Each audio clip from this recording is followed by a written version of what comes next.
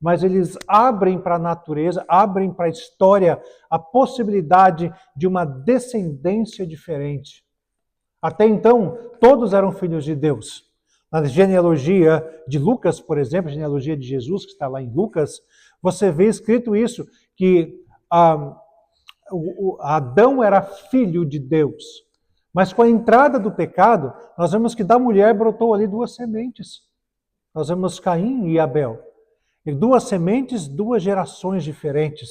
Os descendentes de Caim, os descendentes de Abel, que depois é substituído, mas nós vemos duas linhagens, os filhos de Deus e os filhos do diabo ali representados. É por causa da mistura dessas duas linhagens que vai acontecer o dilúvio. Vem dos filhos de Deus, que as filhas dos homens eram formosas e tomaram elas para si. O ser humano nunca vai ficar sem um pai. Porque esse pai, ele lhe dá natureza. Ele lhe dá parte das suas características. Assim nós aprendemos. Mesmo aqueles que têm filhos adotivos, às vezes eu conheço famílias que têm filhos adotivos, que as crianças adotivas são mais parecidas com os pais do que até os filhos legítimos. Você já teve essa experiência? É muito interessante. Por quê? Porque pela paternidade ou pela filiação, você aprende, você imita, você representa quem seu pai é, você leva o sobrenome dele, a casa dele. Por isso que não dá para ficar sem entender essa máxima. Ou você é filho de Deus, ou você é filho do diabo. Mas no mundo não é assim. No mundo você vai entender que todos eram filhos de Deus. Mas eles estão equivocados. Por que eu li a partir do versículo 31, João 8,31, se a gente vai estudar a partir do versículo 37 apenas? Porque é no versículo 31 que a gente sabe com quem Jesus estava conversando. Quem eram seus interlocutores? No versículo 31 diz assim: então Jesus disse aos judeus que haviam crido nele. E aí você pensa, que beleza, né? Muita gente converteu. Não. A palavra crer, ela vai ganhar diversos sentidos na Bíblia. E aqui, por causa do contexto, você sabe que esse tipo de fé não era fé verdadeira. E crer aqui não era crer de todo o coração, mas era crer da boca para fora. Eram aqueles que tinham visto Jesus multiplicando os pães, fazendo milagres e chegaram a uma conclusão intelectual de que aquilo ali só podia vir de Deus. Mas o problema é que uma conclusão intelectual não vai refletir necessariamente uma mudança de coração. E é justamente isso que Jesus aponta. Não houve ali aquele transplante prometido lá pelo profeta. Não foi tirado o coração de pedra e dado o coração de carne.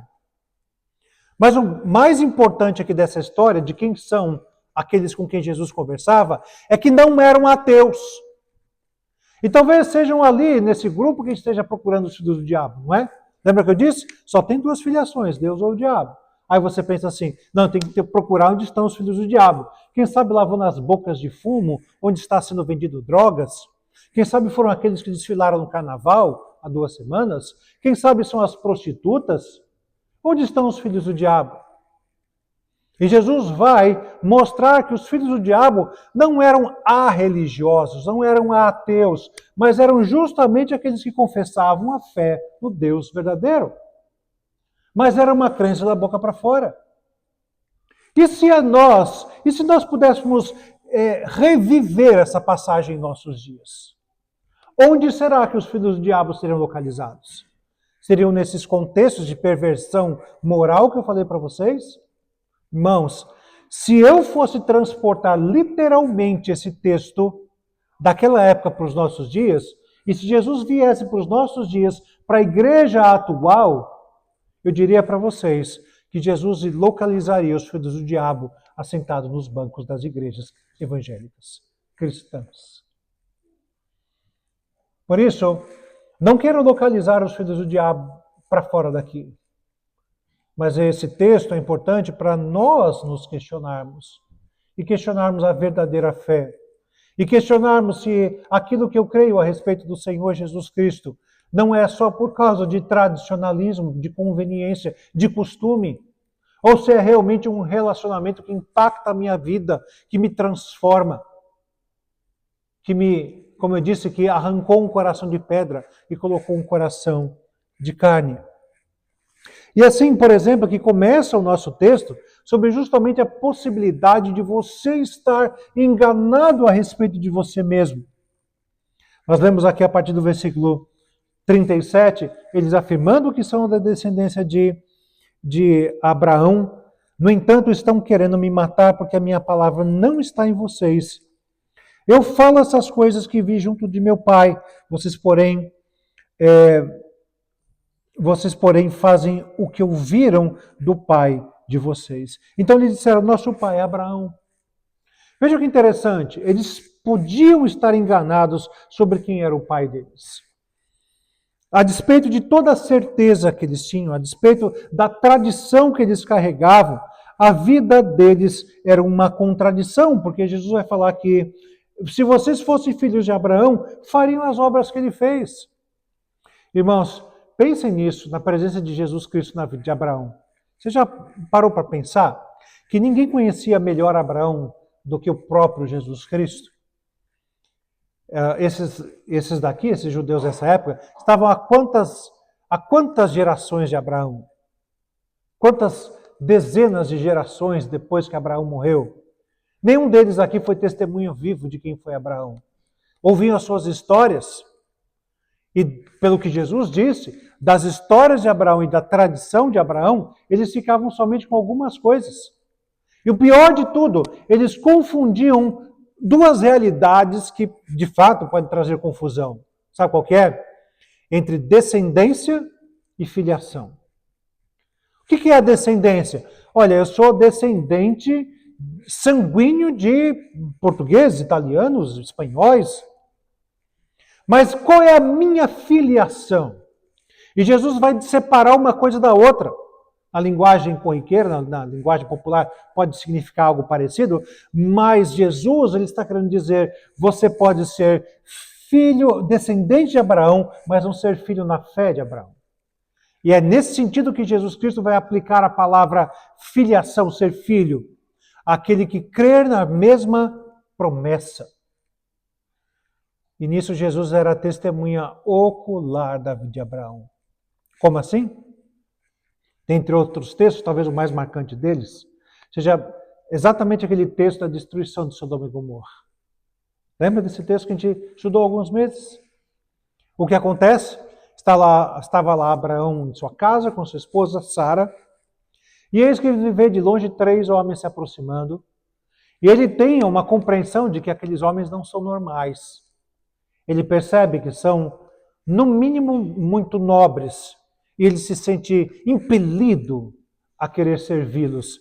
Fica comigo, vou fazer um banquete para vocês.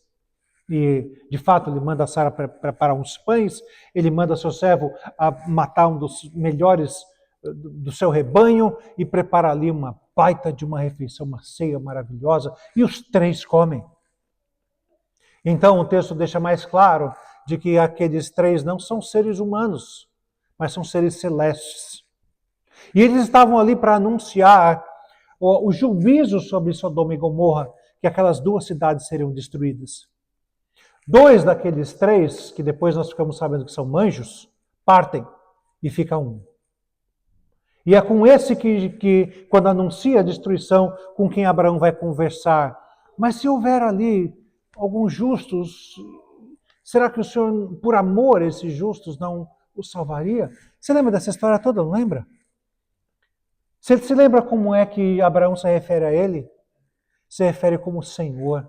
Ele o adora. Porque ele não é aquele que ficou, entre aspas, para trás, não era um anjo qualquer, mas era o anjo do Senhor.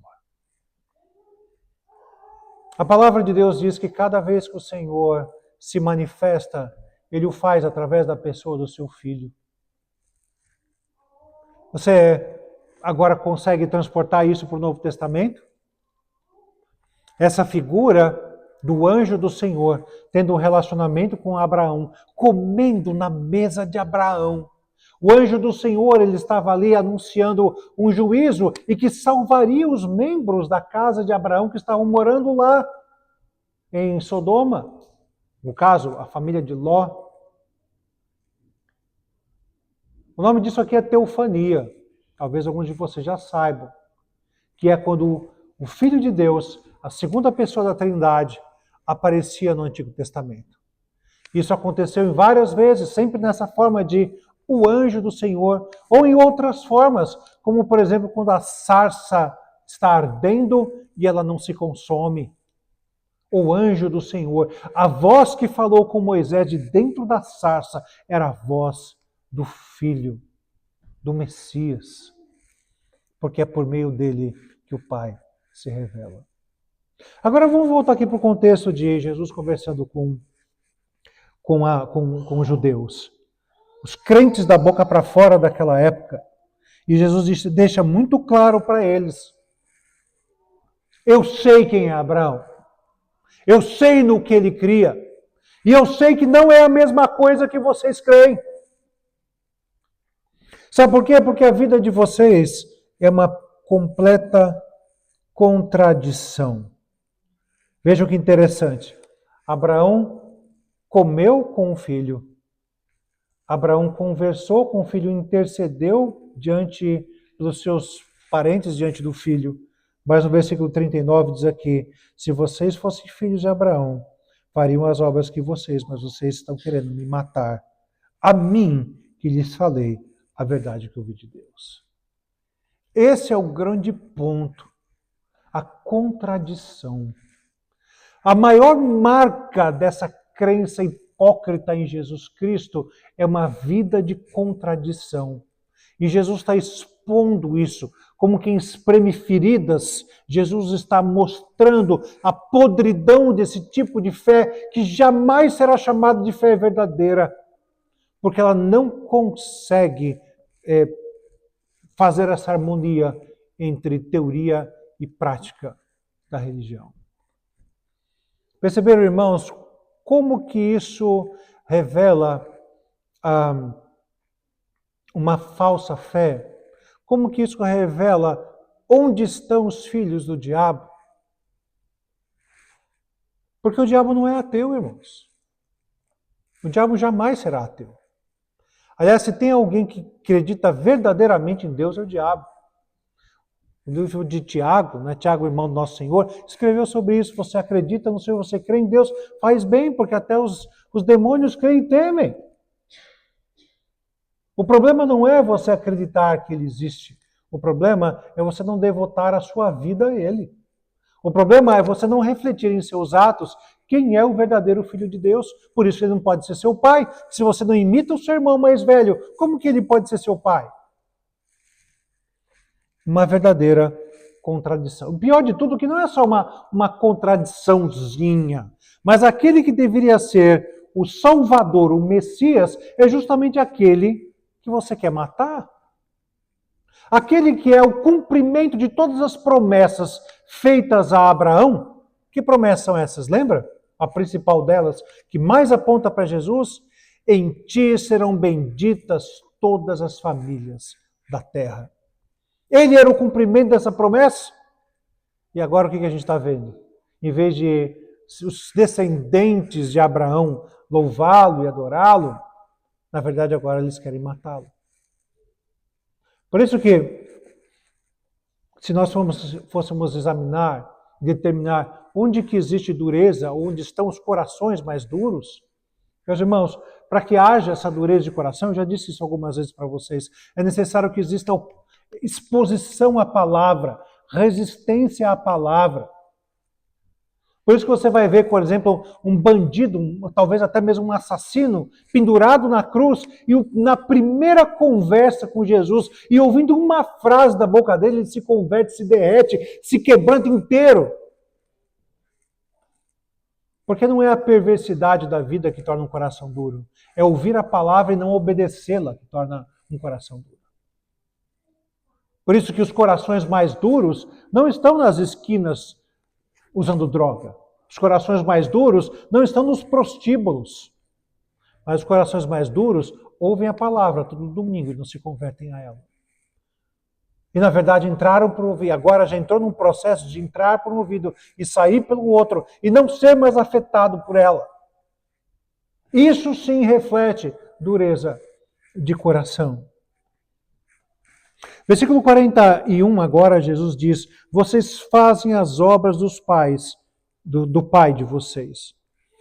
Uma coisa que o judeu tinha razão eles diziam, nós não somos bastardos, nós fazemos as obras do nosso pai.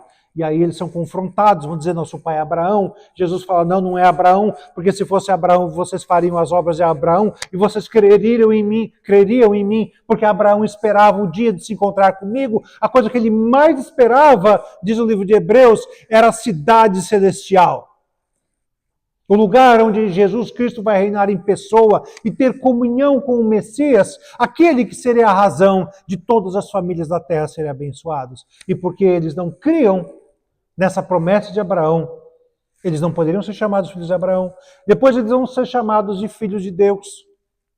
Eles vão se chamar de filhos de Deus. E Jesus vai dizer, não, Deus me enviou. Você acha que eu vim aqui porque eu quis somente? Não, eu quis vir. Mas eu vim aqui com uma missão. E quem me deu essa missão foi meu pai. Então, se vocês fossem filhos dele, vocês me amariam. Porque foi ele que me enviou. Mas, o que a gente vai ver aqui? Que os judeus estão certos de uma coisa. Eles estão incomodados com essa verdade de que eles são bastardos. Jesus Cristo está dizendo que eles não são nem filhos de Abraão, nem filhos de Deus. Eles estão incomodados. Peraí, filho de alguém a gente não é bastardo. E Jesus falou, tem razão. Vocês são filhos de alguém. Eu falei agora há pouco sobre a realidade do Éden. E foi isso que aconteceu com a queda. Não somente Adão e Eva ouviram a serpente, mas eles permitiram que o espírito da serpente entrasse na humanidade. Eu não vou aqui dizer para vocês se Adão e Eva estão no céu ou no inferno. A Bíblia não é exatamente clara sobre isso. Eu tenho impressão que eles foram para o céu. Nós vemos alguma coisa parecida, alguma declaração de fé quando nasce o filho mais velho, quando nasce Caim, quando Eva diz, finalmente alcancei um varão com o auxílio do Senhor. Parece que com isso a gente vê ali uma expectativa de redenção, um desejo do Messias, o descendente da mulher que viria esmagar a cabeça da serpente, mas enfim, não é esse o ponto aqui. O ponto aqui é de que quando agora a humanidade ela está vivendo nessa dupla realidade de que ela ainda conserva, todo ser humano ainda conserva a imagem de Deus, por isso toda a vida humana é importante. Toda a vida é importante, mas a vida humana é a mais importante de todas, porque o ser humano ainda é feito sobre a imagem e semelhança do Senhor. Mas essa imagem é distorcida, ela não é só distorcida por causa do pecado, mas ela é distorcida por causa da imagem da própria serpente que foi impressa nos ímpios. Todos nós nascemos com essa imagem. E não somente na nossa conversão, nosso coração é transplantado, como eu já falei, mas nós recebemos de novo o aperfeiçoamento da imagem de Deus em nós. E o apagamento da imagem da serpente que está em rebelião contra Deus. Mas não existe uma posição neutra. Ou você é filho de Deus, ou você é filho do diabo. Por isso que a partir do versículo 42 até o 43, a gente vai ver Jesus Cristo então dizendo quais são as marcas do verdadeiro filho de Deus. Você está dizendo que você é filho de Deus? Então prova. Eu quero ver as seguintes coisas em vocês. Vamos lá, versículos 42 em diante. Jesus disse, se Deus fosse de fato o Pai de vocês, certamente me amariam, porque eu vim de Deus, e aqui estou, pois não vim de mim mesmo, mas Ele me enviou. Versículo 42, então, está mostrando que a primeira marca é o amor a Cristo. E o amor a Cristo, irmãos, ele não está aqui vinculado à simpatia somente.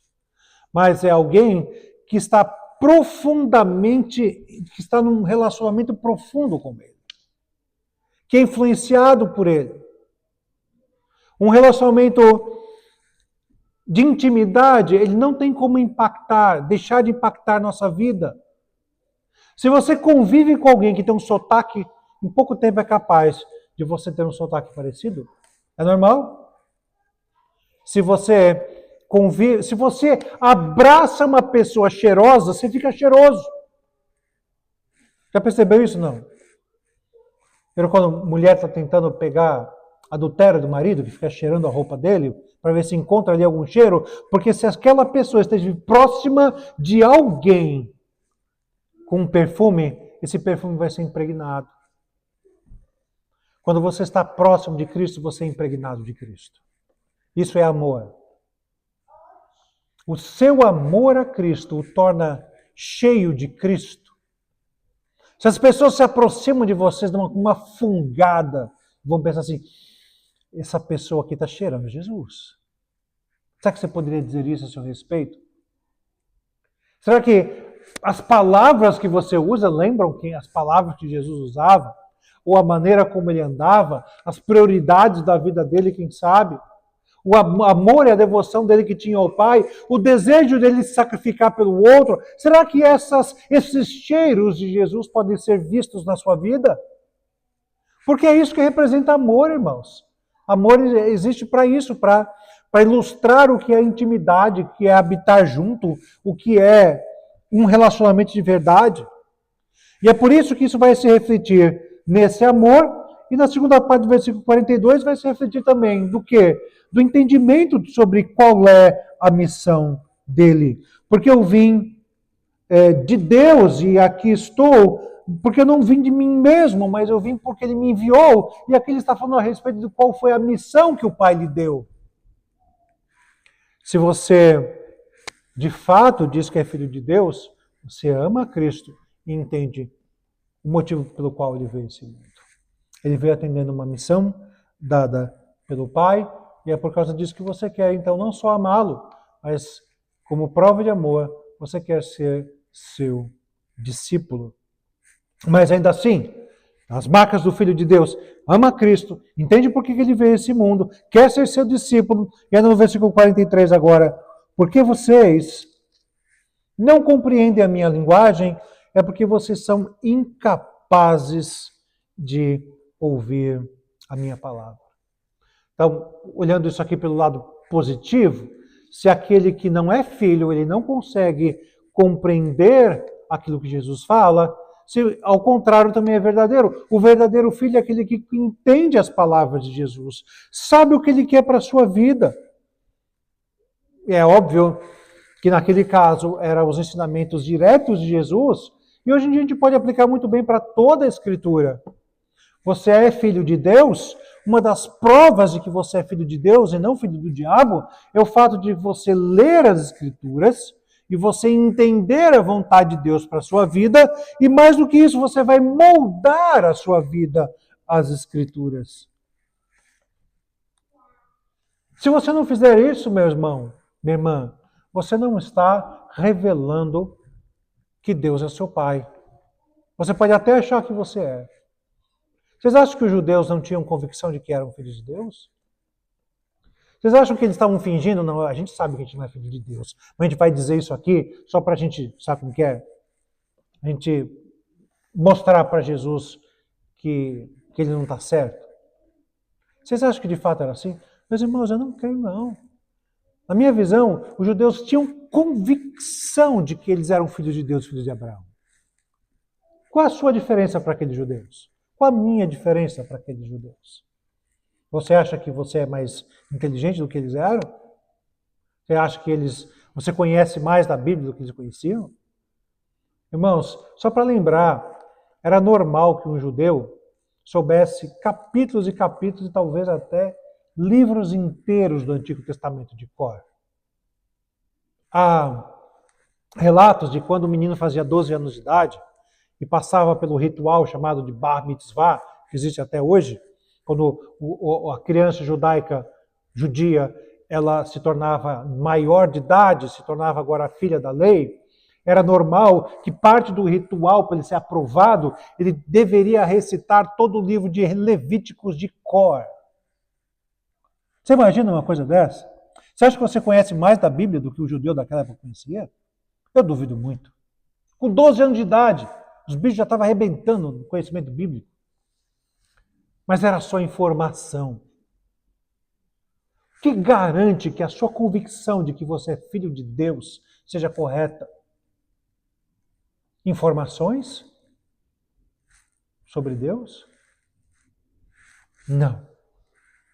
você ama Cristo, você entende a sua missão, você procura ser seu discípulo. E veja, irmãos, eu não estou falando aqui de perfeição.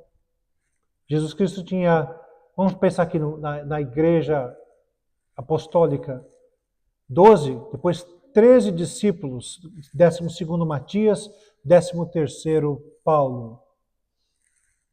Você não vai encontrar ali perfeição. Mas você vai encontrar pecadores redimidos que amavam a Cristo, entendiam a sua missão e procuravam, de maneira imperfeita, é verdade, mas procuravam moldar as suas vidas à palavra de Deus. Mas por outro lado, irmãos, a gente tem aqui, no versículo 44, o contrário, quem são os filhos do diabo. Jesus deixa claro, e eu acredito que eles tenham ficado bem surpresos e nervosos com isso, não é? Vocês são do diabo. Um discurso talvez tão chocante naquela época quanto nos nossos dias, não é? Os dias em que todas as religiões são boas e que todos os caminhos levam até Deus, dizer para alguém que essa pessoa é filha do diabo, você talvez possa até ser processado por causa disso. Como eu disse, no Éden houve uma adição de uma nova paternidade. Não somente Deus é pai agora, mas o diabo pode ser pai. Isso significa que os desejos do coração são entregues para satisfazer o diabo. E aí você pensa assim, mas peraí, que desejos do meu coração estão lá à disposição do diabo na minha vida? Vamos voltar para as tentações lá do Éden. Quando foi lá no Éden que o diabo chegou para Adão e Eva e falou assim, quero que vocês satisfaçam a minha vontade, quero que vocês me deem prazer com as suas obras. Você vê o diabo fazendo isso? Foi essa a tentação a Eva, depois a Adão? Não. Você pensa assim, eu só vou satisfazer o diabo quando me curvar diante de uma imagem que tem 2 chifrinhos segurando um tridente e um rabo com flecha na ponta. Essa é a impressão que alguns têm. Mas quando o diabo se manifestou a Eva e a Adão em forma de serpente, ele não propôs satisfazer a vontade dele, do próprio diabo, mas propôs que Adão e Eva satisfizessem a vontade dos seus próprios corações. Você acha que o diabo é adorado diante de velas, diante de uma imagem dele? Não. O diabo é adorado quando você segue o seu próprio coração. Foi assim no Éden, foi assim na época de Jesus, é assim em nossos dias. Por que os judeus mataram Jesus? Por que os judeus fizeram aquela conspiração para Jesus ser morto?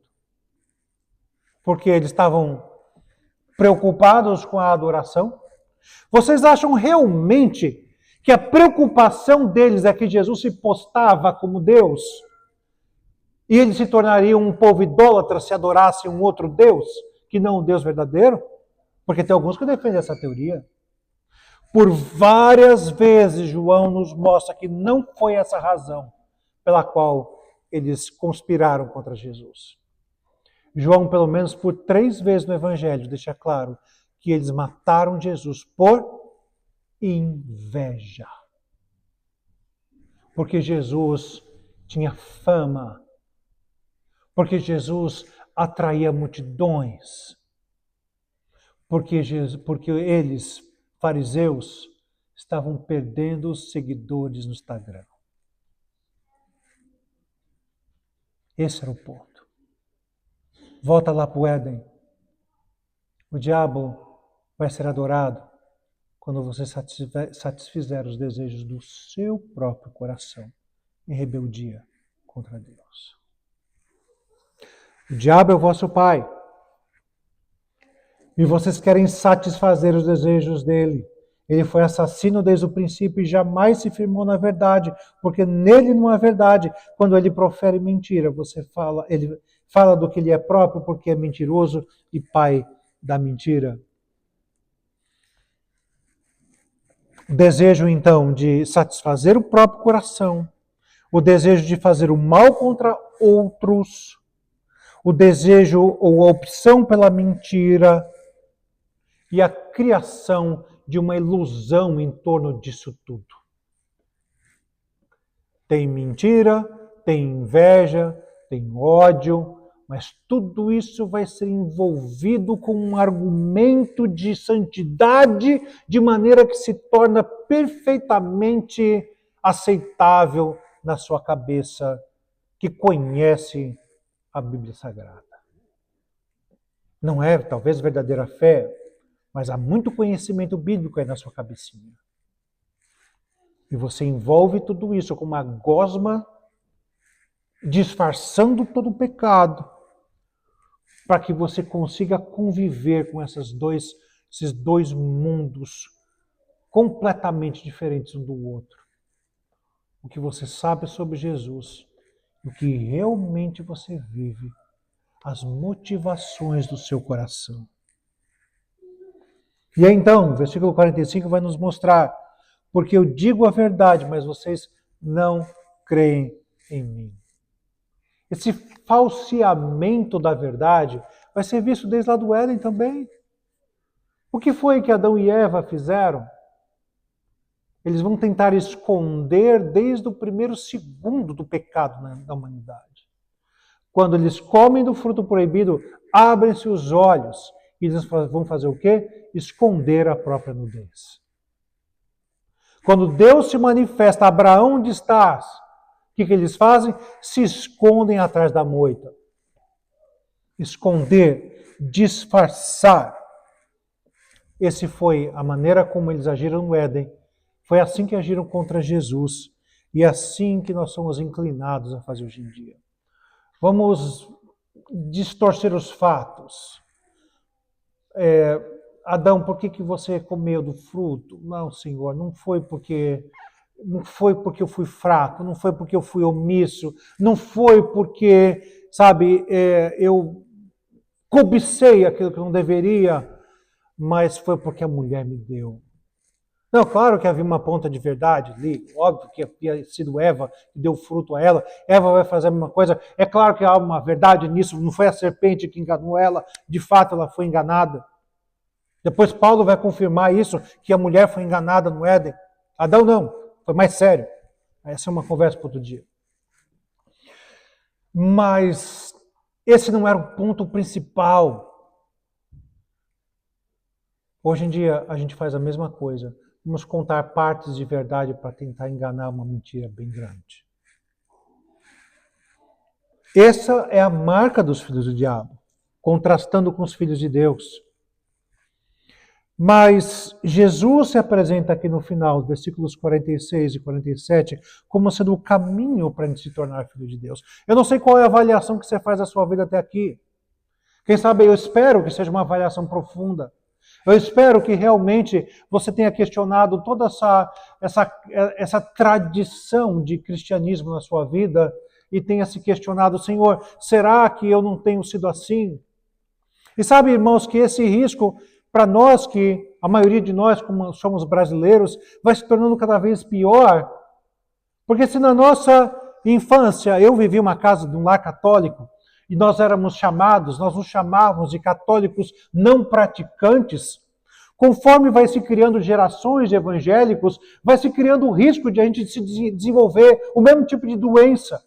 Os crentes não praticantes. Por que você é crente? Porque meu pai era crente, porque meu avô era crente, meu bisavô abriu igreja no lombo de um burro. Então, eu sou crente, eu sou presbiteriano. Mas o que é que isso vai realmente significar? Um bando de conhecimento, de tradição, que não vai se reverter numa vida de integridade para com o Senhor, uma vida de obediência completa a Ele. Eu espero que você tenha se questionado. E que agora aqui no versículo 46 e 47 você entenda a solução para isso. Mas porque eu digo a verdade, vocês não creem em mim? Quem de vocês me convence que é pecado? Se digo a verdade porque não crê em mim, quem é de Deus ouve as palavras de Deus. Por isso vocês não me ouvem, porque vocês não são de Deus. Ele é todo verdade. Ele é a solução e não aquilo que você propõe dentro do seu próprio coração. A verdade não é a sua versão dos fatos, Mas a verdade é aquilo que Cristo diz.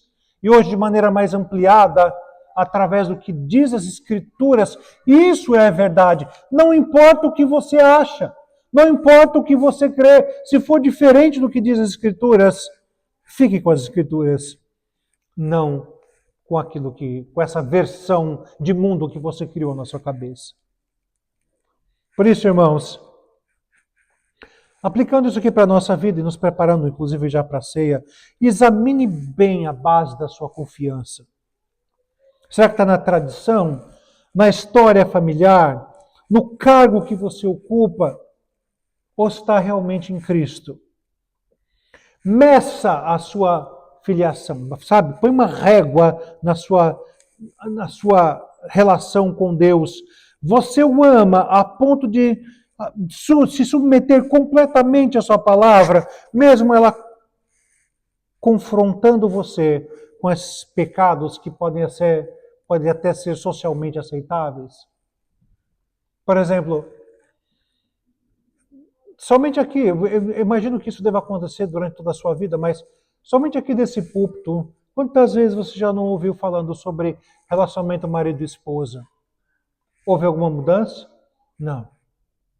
Quantas vezes você não me ouviu expondo as Escrituras, falando como você deve ter uma vida devocional com o Senhor, de ler a palavra, orar? Mudou alguma coisa? Não?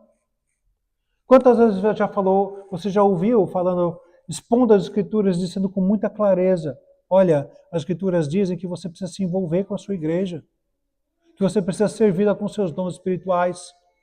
Alguma coisa mudou? Não? Percebe, irmãos, que essas coisas serão, no final das contas, isso só falando de pouquíssimas coisas, né? Poderia estar falando aqui sobre dinheiro, seu uso do dinheiro, poderia falar aqui sobre honestidade, sobre a sua ética de trabalho. Quanta coisa nós não aplicamos as Escrituras à vida nossa, de todos nós. Mudou alguma coisa? Porque no final das contas, essa vai ser a verdade. Esse vai ser o diferencial. Sou filho de Deus ou não? Se você resiste à palavra, se você tem ouvido as mesmas coisas, não tem mudança, você tem motivos para suspeitar que você seja filho de Deus. Desculpa te falar isso, mas você pode ter andado errado, enganado a vida inteira. Você precisa guiar seus filhos no caminho do Senhor, você precisa trazer seus filhos à escola dominical. Mudou alguma coisa? Não. Desculpa te falar. Questione-se. Vigie. Quando as Escrituras expõem algo em você, a sua reação é de humildade? A sua reação é de arrependimento? Ou nesse momento de você me ouvir falando essas coisas, você está ficando com raiva de mim? Está ficando com bronca comigo? Porque isso revela a sua filiação. Abandone a mentira como estilo de vida. Vejam que esse texto não está falando da mentira como você não sabe, pecadinho, como o americano diz, white lie. Não é mentirinha branca, não tem problema nenhum, é uma falha pequena. A mentira foi uma coisa aqui usada por Cristo como sendo algo gravíssimo. Ele fala que o diabo é o pai da mentira. Enquanto o cristão é chamado a ser servo de Deus, isso é verdade. Isso traz para a gente, irmãos, as aplicações para a nossa família, mais diretamente dizendo aqui, não eduque seus filhos apenas como uma identidade externa. Não queira colocar um rótulo no seu filho como alguém põe um rótulo na garrafa, presbiteriano, e dizendo aqui, olha, somos reformados, mas ensine o seu filho a amar a Cristo, como você tem amado a Cristo, dando exemplo para ele. Crie um ambiente na sua casa para que isso aconteça. Abra a Bíblia com o seu filho, com a sua filha. Ore com o seu filho e com a sua filha. Faça da sua casa uma escola na qual a Bíblia é ensinada e vivida. Por isso, irmãos, nós somos confrontados com essa passagem a nos prepararmos para a ceia do Senhor. Que o Senhor permita que hoje façamos um balanço e possamos chegar a 3 conclusões diferentes E talvez só duas sejam verdadeiras. Uma delas é que, uma das conclusões verdadeiras é, Senhor, ouvi o que Jesus disse e minha conclusão é, eu não sou um filho. Eu acho que sou. Eu afirmo com todo orgulho que toda a minha família é. Somos descendentes de Calvino. Somos descendentes de quem quer que seja. Mas, na verdade, ainda há tanto ódio, tanta inveja, tanta mentira, que provam que nada disso é verdade. É só um tradicionalismo barato, que nada tem a ver com o verdadeiro evangelho, porque eu não sou um real discípulo. Eu não tenho ouvido as tuas palavras. Eu não tenho me subordinado a elas. Mas talvez você chegue a uma outra conclusão. Que seja, Senhor, assim, eu sei que eu sou um filho, Senhor, mas eu tenho sido tanto quanto pródigo, tanto quanto rebelde. E a esses somos nós. Porque aqui, irmãos, só existem graus diferentes de rebeldia. Só existem graus diferentes de rebeldia. Porque esse aqui somos todos nós crentes no Senhor Jesus Cristo. Há coisas ainda, Senhor, que eu devo melhorar, que eu devo... ídolos internos que eu preciso derrubar. E que o Senhor nos mostre onde devemos melhorar a nossa vida espiritual, nosso relacionamento com Ele. Agora tem para mim, a pior de todas as reações é você hoje bater no peito e falar assim, tranquilo, o pastor falou aí, e de fato eu cheguei à conclusão de que eu sou um filho, nota 10. Desculpa. De todas as reações, essa é a pior de todas e a mais mentirosa de todas. Mas o que o Senhor quer de nós é o verdadeiro arrependimento que nos leve ao pé da cruz e nos faça amar a Cristo, obedecê-lo, e que toda a nossa vida seja um resultado disso. Amém? Vamos orar nos preparando para a ceia do Senhor.